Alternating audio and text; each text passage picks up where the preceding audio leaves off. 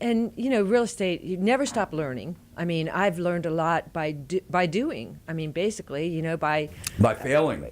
Well, Sometimes. by making less than I wanted to. Right? Sometimes you get hurt. Yeah, Sometimes, you I do. mean, let's be honest about it. I mean, Yeah. you have a situation right now where you have a tenant that's cost you $10,000. Yeah. And back rent. Yeah. Right? And that's Definitely. not counting what you have to do when you go in. You don't even know yet Yeah.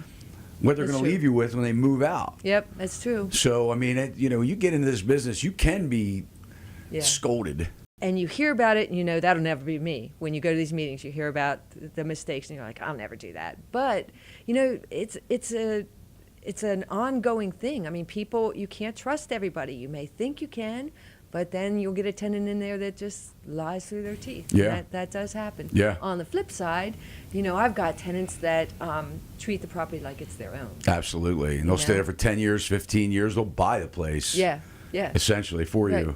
Right. Yeah, and you take care of them. What's your philosophy on that? I mean, do you raise rents on people every year, or what do you know what my take is on that? I know what your take is. Yeah. That you never raise rents. You've I got a never good raise tenant. rents, yeah. If I I get 'em in have there, it I written like into 'em. my leases that there is an increase, a 5% increase year after year. Yeah. But I have not typically charged it. Yeah, But haven't enforced what it. I let them know is, you know, my expenses haven't gone up. You're a great tenant. We're not going to charge you an increase this year. Yeah, the big thing too, Ruth, is so you know we had this conversation the other day where you said, "Yeah, I've let one of my properties. I'm just renting now. It's sat vacant for how long? For 6 months. 6 months. And that- Because I had tenants. I mean, it wasn't like I wasn't trying to get tenants in there. Did interviews, showed the house, had open houses, but I did not have anybody come through that I felt confident. And after being burned on this other one, Yeah. you know, maybe I'm too picky, but I don't think so. Yeah. I think I'd rather let it sit vacant. Yeah, and the key with good tenant placement is you really do have to be very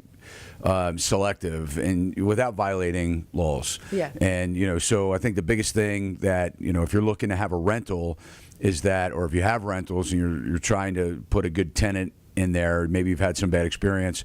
The thing is that really to make sure that you're staying within the legal requirements, reach out to us. We can tell you the do's and don'ts, what you can and cannot ask.